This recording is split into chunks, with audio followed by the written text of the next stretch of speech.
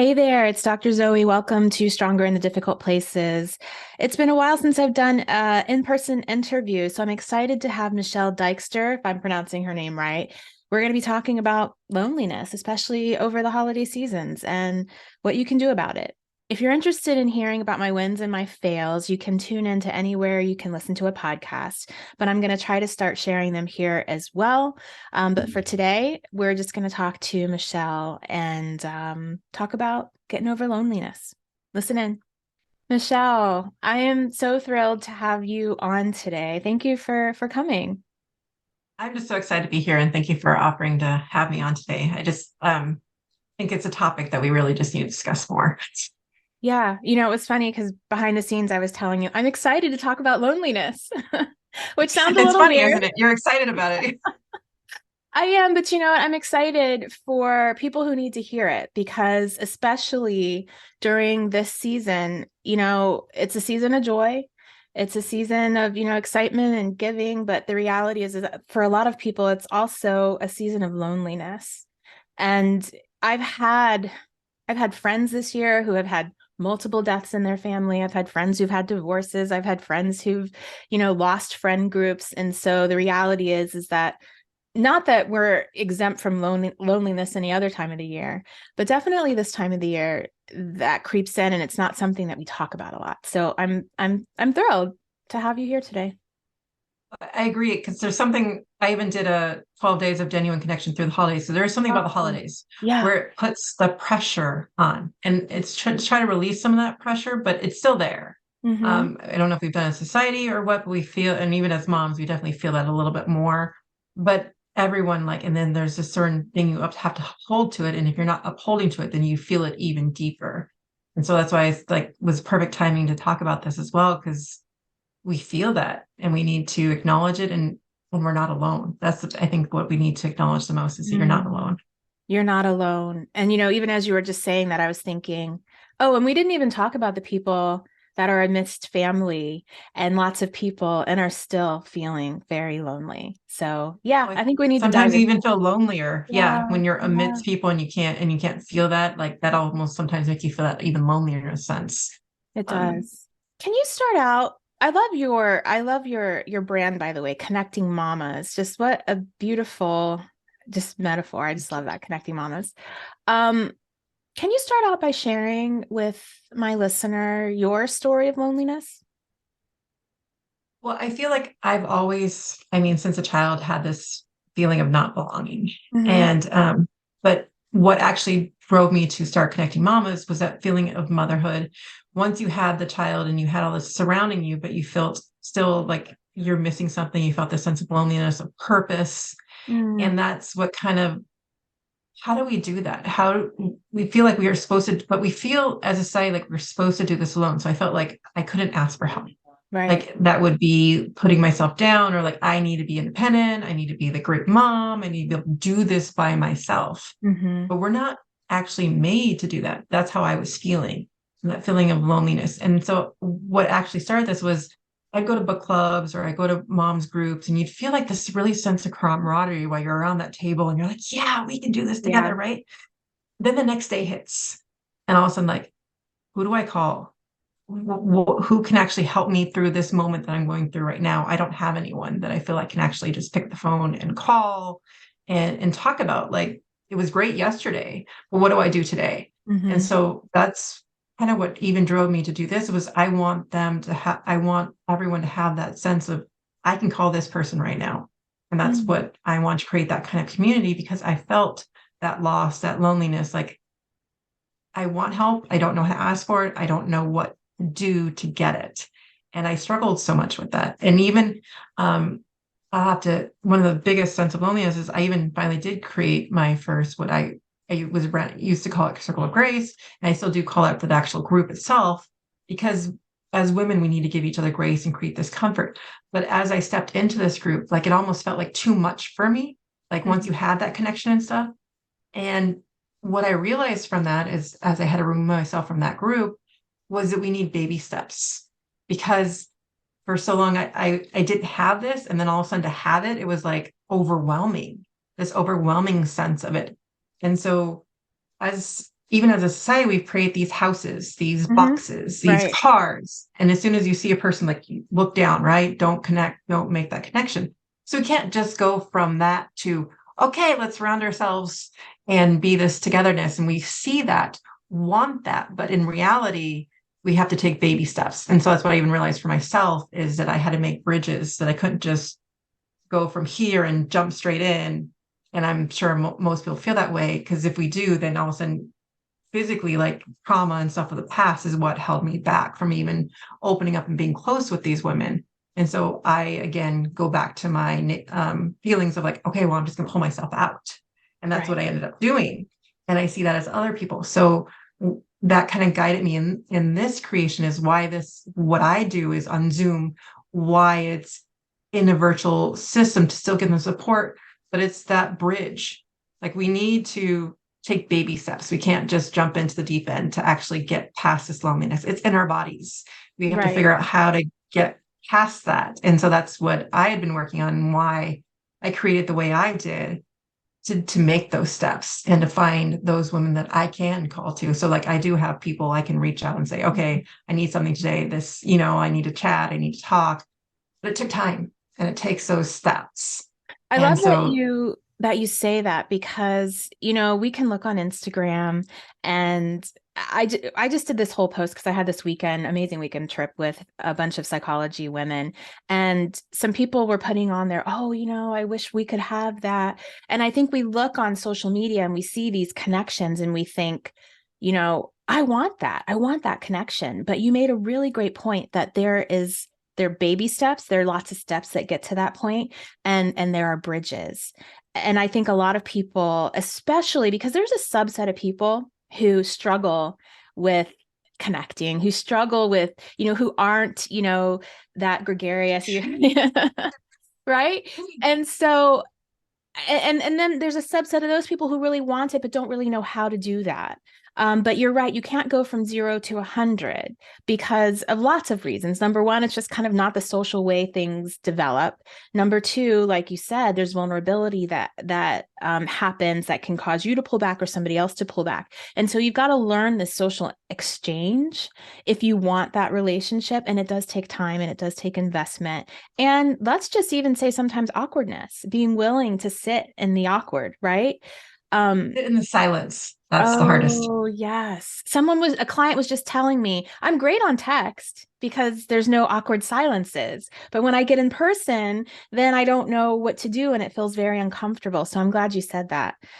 So Well, the let's, other thing is, well, sorry, one thing with the no. silences is that's when we fill things in, like, because we don't want the uncomfortable silences, and then we shut the person off. Hmm. Because if we let the uncomfortable silence, that gives them an opportunity to finish their thoughts or think about their thoughts instead of you reacting, fixing, trying to say to them, this is what you should do. We should just listen and accept that comfortable silence, put your hand out, reach over to them, something, but don't open your mouth. Even purse your lips if you have to. Like, let's listen intentionally to each other and not worry about what we're going to say, what they're going to do. It's all about listening. And if you do want to say something, just repeat what they said. Make sure you're understanding. Don't put your 2 cents in. That's a Let great those silences, um let the there. silences happen. Yeah. That's a great therapeutic tool. We definitely use that, in my work. And it is really powerful because I also have to do that sometimes. Like, just shut up, Zoe. Stop. Whatever you have to say is not that important. Let them speak, right? So let's give a hand up for just silence and the reality of the social uncomfortableness of it sometimes, but the importance of it because from silence I do think really good things come. From silence comes really sometimes the authentic stuff if you're willing to sit in it. Patience is virtue. And when we try to finish each other's sentences, that might not be what they were going to say. And now you've just closed them off. Oh, I'm so guilty of that. I do that with my I kids. do I do it that with too. my friends. I'm like, okay, I already know what you're going to say. Let's I finish know this it. up. Okay, so let's talk I about, have learned a lot about my kids by doing that. ah, Um, just, just like being quiet. I've really been practicing that with them, especially just repeating what they're saying, not trying to solve their social dilemmas for them, but just if I feel like speaking, I just try to reiterate what they say and see if they're going to say something different. And sometimes the other thing to do is ask if they want something from you. If they want, and maybe they don't, Mm-hmm. give them the choice. Right. They don't need your 2 cents all the time. That's so true. That's so true. I need to put my 2 cents back in my pocket often. So those are some great skills, some tips for communicating when there's someone to communicate with. But let's get back to the loneliness part. What Let's talk about some of those baby steps for someone who's sitting, in their car or apartment or home and just saying, well, yeah, that's great, but I don't even have anybody to do that with. Right now, I feel like I have zero connection, or the people that I'm connected with, I'm not really deeply connected with, and I'm feeling very lonely. What do I do about that? Well, again, we're looking at baby steps. And so the first thing you just ask yourself is, what is one thing I want to do for myself today? Not anyone else. What is, Mm-hmm. but in terms of that, what am I going to enjoy today? And even I struggle with this sometimes. Like I'm so in the busy mode. Like I had to stop yesterday because I was like on one of those modes where I'm like, okay, I'm just gonna go, go, go. We're getting ready for vacation. My son even had to tell me, Mom, don't take your computer on. You're working too much. Mm. But that lonely feeling, and all of a sudden, like, what can I do today? And all of a sudden, I was like, okay, well, I have all these things I need to do, but you know what? I had 20 minutes in the car and my daughter, and like we went to go look at Christmas lights because it's something I wanted to do. And Mm-hmm. so it's more taking those baby steps to figuring what that is. Because when we're so lonely or we don't know, we're not curious anymore. We don't think about it. So we got to open that curiosity up just to find something for 10 minutes that I enjoy. Because once you open the door to the curiosity, the things that you're enjoying, and you start moving towards those things, then you're going to find the right people because you don't want the people who aren't doing things you like doing or that aren't Right. attracted to that light because then you're in the people pleasing mode and all that stuff. Mm-hmm. So the key really is we do have to go inwards to figure out what do we like because when we're shining that light is when we're going to start attracting the people. Mm. And I know it's a vicious cycle, but that's why it's baby steps. It's just one thing to open that curiosity up to what do I enjoy and just start taking note of that. Write it down, do it again. And it's like doing it for 10 minutes for like each day for a week. Like it's Mm-hmm. small processes. And I know it's a whole brain thought. And I know you're thinking, oh, I'm so lonely. I can't do that. I can't, but it's a choice to just take that first step. We're only talking about one step because when we start thinking too far ahead, that is too Right. much. Yes. So, and it might take you a day to figure out what's one thing you can do for 10 minutes, Mm-hmm. but just opening yourself to that question and being curious. Do I want to just go get a coffee? Do I want to go do this? Am I going to enjoy that? Like asking yourself for just pure enjoyment, which is something I've been like struggling with even recently now too. Like thinking about that again, I got so into the work mode. I'm like, what am I enjoying about the holidays? And that's Right. when I was like, I need to take a pause and say, this is what I'm going to do right now, and then steer me in that direction. And then my whole face just kind of changed just from that 10 minutes that we did. I must admit, we came home and she turned into a complete beast. She was very happy during that. And then she turned into a complete beast. But because we did that, I was in like, laughing at her throwing her tantrum when we got home, Right. like, I don't want to brush my teeth. And then she went and put herself in her bed for a little while to calm down. And like my reaction mode, because I did that, Because you was filled completely yourself different. Had up. I not, Exactly. I would just start yelling at her, like, get to bed, blah, blah, blah. Yeah. But before I was like, well, she's gonna do that. I'm just gonna sit here with Liam, and we were almost kind of laughing about it, like, okay, well, what can you do? You But had that's more what the baby space. steps do, Mm-hmm. is giving you that space to get the reaction. But then for the loneliness, it's finding your light. Mm. We're looking for our light to shine to others. And so it's that baby step that will take us there. And then we're going to find the right people we want to connect with. Right. I love that. And for a listener out there, especially if you're listening during the holidays, which it is right now, a lot of times when we're by ourselves, if we find ourselves by ourselves, newly by ourselves, or we're just lonely, we imagine or kind of tell ourselves that there's nothing for us to do. We don't think about traditions. Like when you think about what do you enjoy, I want you to think back to maybe your childhood or traditions that you really loved. You don't necessarily have to have someone there to do the tradition with you. I would encourage you to continue traditions, that mattered to you, that you enjoyed, that you remember a sense of comfort and peace from, even though it might be just by yourself. I talk a lot about how important it is for us to be friends with ourselves, for us to like spending time with ourselves. And during this time, I think is a time when we really need to capitalize on that. I don't want to ignore the fact that we as humans are social beings. And so the loneliness is not just because you don't like being with yourself. The loneliness is because we are social beings, and that's okay. But we can honor that and also make a practice of continuing things that were important to us, that mattered to us, that feel good to us, even by ourselves.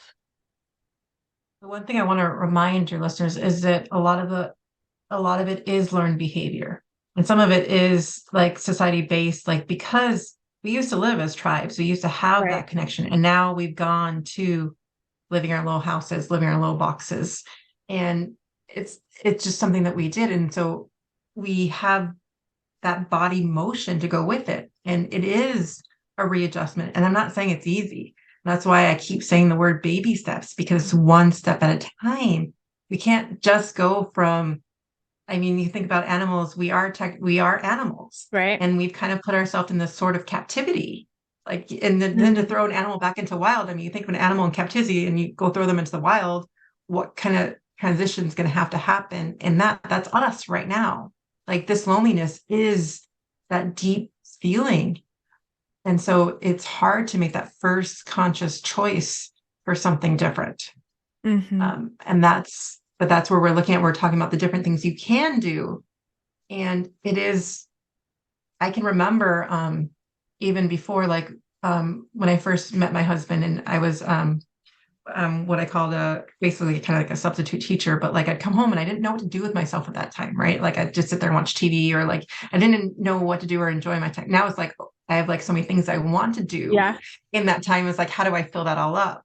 But that was like a transition. It was a progression. It wasn't like it just happened automatically. And I lost a lot of that in motherhood as well. And so Mhm. I can see some of your listeners who are mothers are just like, I'm too overwhelmed with the kids. I can't do this. And I totally understand that. But at the same time, 10 minutes for like one choice. Just start with one thing. And that's why I can't stop emphasizing that, because it is not easy. Right. But this is a starting point That to makes sense. making that change.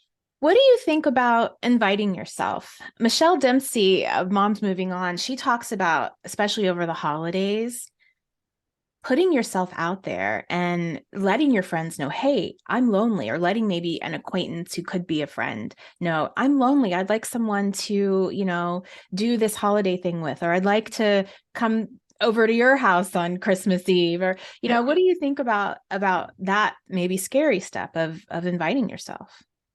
That is like a scary feeling, right? Like, Mm-hmm. what if they say no?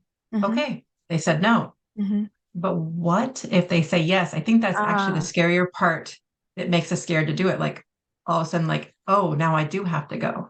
And I right. think that's actually what holds us back more than the rejection sometimes, is like, what happens if I actually get to go? Yeah. And so what I would say is picture yourself with those people.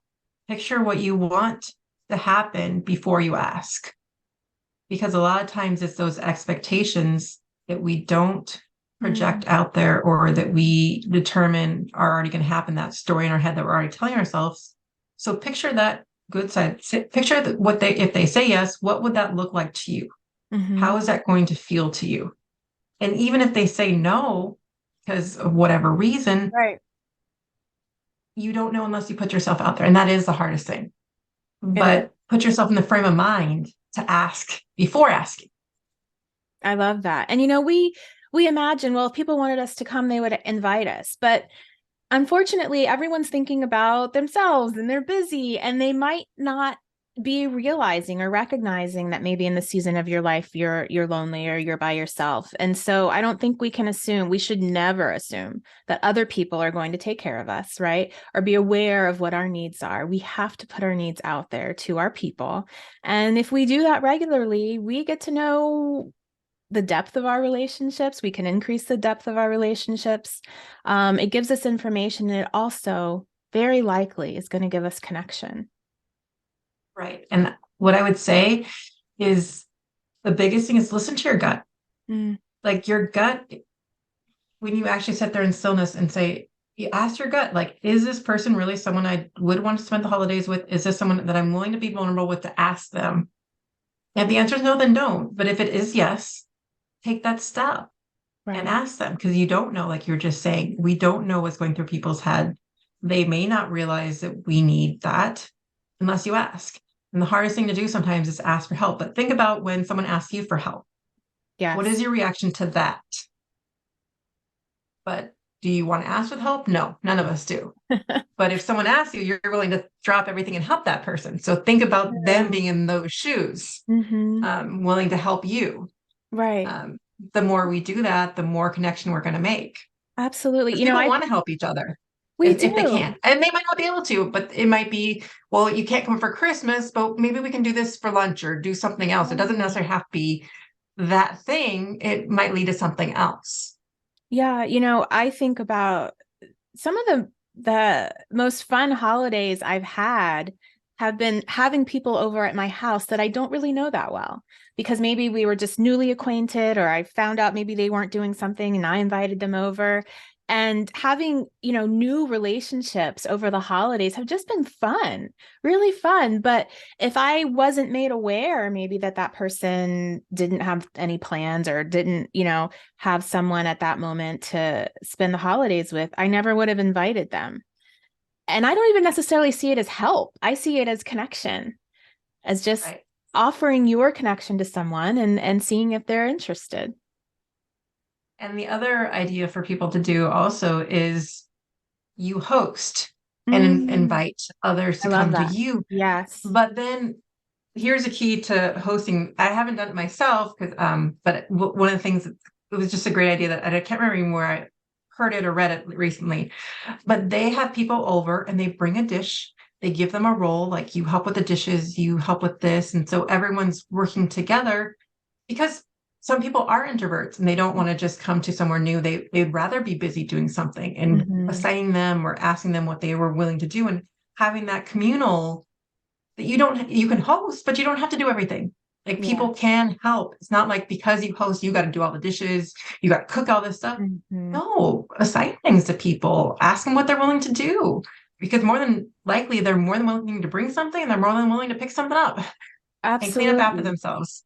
And And give then it's up. about the community. Yes, exactly. The community and give up the whole my house isn't perfect or I have a small place or this. People, once again, we're social beings and we just want to connect. And so if you can get over that perfectionism, if you can get over your own negative self-talk, it's a lot easier to reach out to people when you are working through that. So I would encourage you to do that. They might want the invite too. So if you're the one who Right. decides that you don't Yeah. want to ask, but you rather invite, go Yeah. that route. So do you have any kind of last I mean, these have all been really great, but any ending tips for a woman out there or a man who's, really kind of sitting in loneliness this season, before we go? And I know you also have a check-in that you want to share with our audience. Well, actually, that was going to lead me to the check-in because honestly, the first letter of check-in is curiosity. And Mm, I think that that's just looking through my kids' eyes and stuff. We as adults have just lost that. And it honestly, it all starts back with just looking around again hmm. and saying, what do I like? And it's back to that curiosity that starts everything again. Because we Right. lose it at some point. I mean, when Absolutely. they do the studies at 5 years old, like these kids are creative, they can come up with anything. And by the time we're adults, it's like 2% or something. So it's just that reminder to get back to it because that's where it all starts. It starts with us asking those questions, looking around again in a new light. And it's as simple and as hard as at the same time because we want these right answers. We want this and we want things a certain way that we've learned. And now it's kind of unlearn, like, let's be a kid again. How do we play? Mhm. Well, play is not productive. Play is not this way. And I struggle with that too. Like, do I want to do this with my kids or like, or do I want to be like the kids? And like, Mhm. and even doing some of the stuff, I'm like, well, I'm not gonna do it unless they're around because, but no, I should do those things even if they're not around. And 100%. being that curiosity again is really what goes back to us. And that's why I start with my check-in process with the curiosity, because it really, that's where everything starts, is us looking around and just asking why, what do I like? And I starting love with that that. about the internal curiosity, but especially when it comes to being social, I talk to a lot of my clients because like, I don't know what to say. And I always say, be curious about the person in front of you. There must be thoughts that come up when you're talking to somebody you're curious about. People love to talk about themselves. And the best way to be social is to ask people about themselves. You just start asking people questions and they're going to be talking and more more questions are going to come up for you and boom, you've got a conversation. So I love that about the curiosity. Were you going to say And something? the best opener when you're talking to a new person, give them a compliment.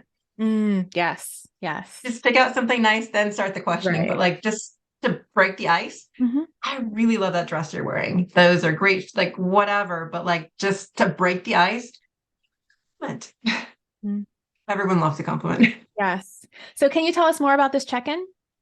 Yes. So if you go to connectingmamas.com and you just click the free link right there, it'll bring you right to just put your email address and you'll get free access to check-in.